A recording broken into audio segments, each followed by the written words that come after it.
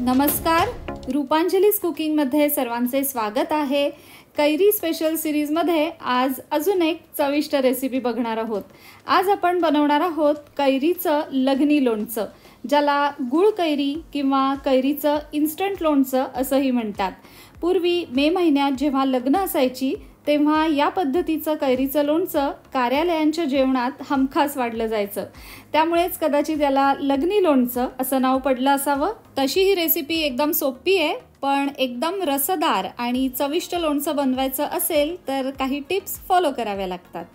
माझ्या आईची एकदम स्पेशालिटी आहे या लोणच्याची, तिच्याचकडनं शिकली आहे, त्यामुळे हा व्हिडिओ तिला डेडिकेट करते।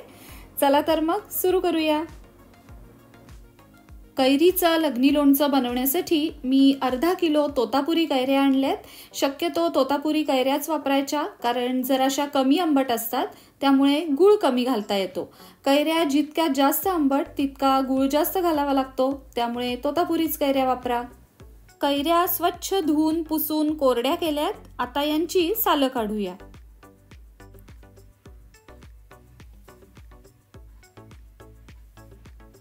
सालं काढून झाल्यावर कैऱ्या एकदम बारीक चिरून त्यांचे या प्रकारे तुकडे करून घ्यायचे।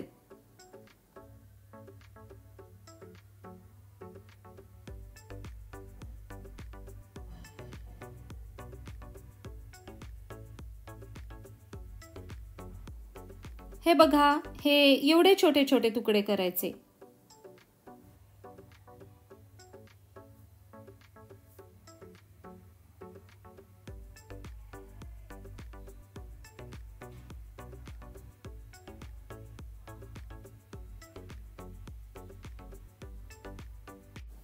हे इतके बारीक तुकडे केलेत आपण कैऱ्यांचे।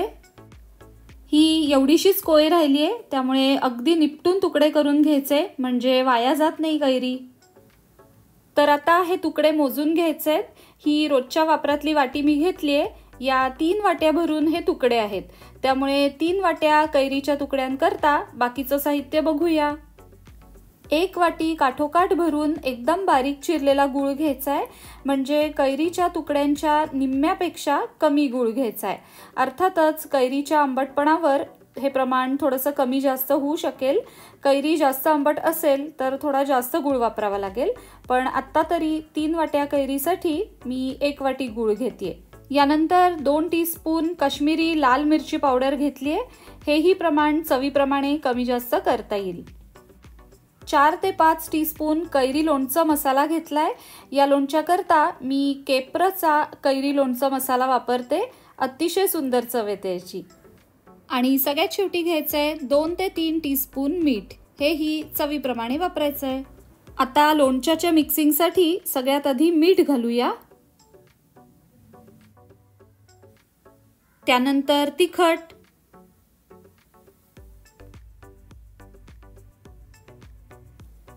आणि सगळ्यात शेवटी गूळ।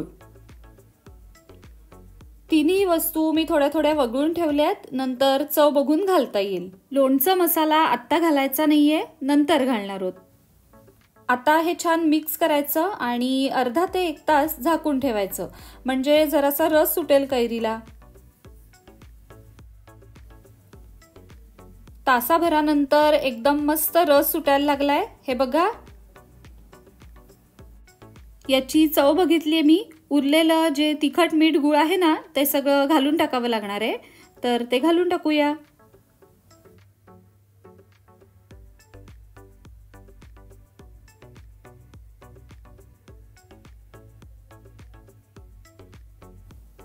आणि आता इथे एक महत्त्वाची स्टेप करायची आहे, ती म्हणजे गूळ आहे ना, तो चमच्यानी असा ठेचून ठेचून विरघळवून घ्यायचा आहे।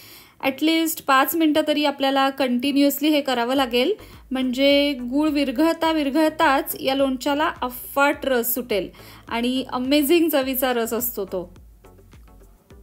थोडीशी शक्ती वापरायला लागते इथे, पण वर्थ आहे। किसलेला गूळ घातला ना तर अजून सोपं जाईल। गुळाची पावडरही घालता येईल, पण त्यांनी रंग जरा काळपट येतो, त्यामुळे मी ती वापरत नाहीये।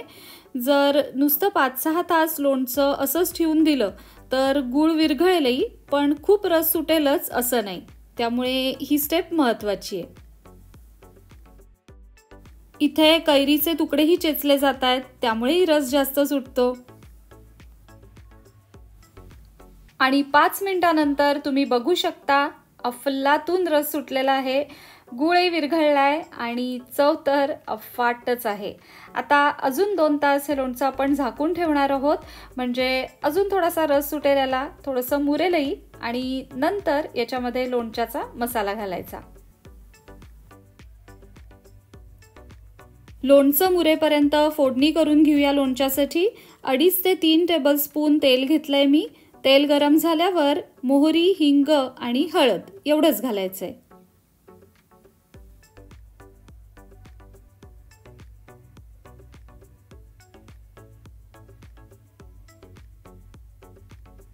आता ही फोडणी पूर्णपणे गार व्हायला ठेवून द्यायची.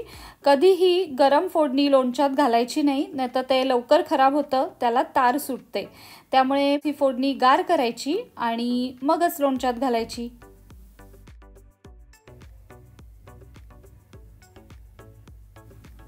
दोन तासानंतर अजून रस सुटलाय. आता मात्र लोणचं मसाला घालून टाकूया.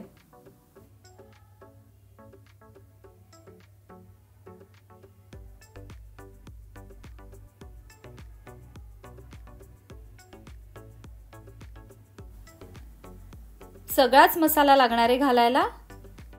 फोडणी ही छान गार झालीये, तर तीही घालून टाकूया.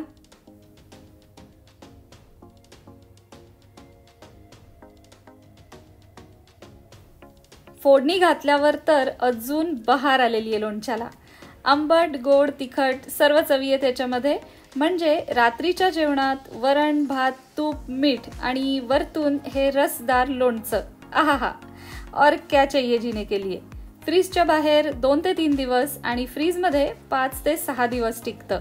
नक्की करून बघा, माझी खात्री आहे तुम्हाला प्रचंड आवडेल. नेहमीप्रमाणेच व्हिडिओ आवडला असेल तर लाईक आणि शेअर करा. लवकरच भेटूया लोणच्याच्या अजून एका रेसिपी सहित. पाहत रहा रूपांजलीज कुकिंग.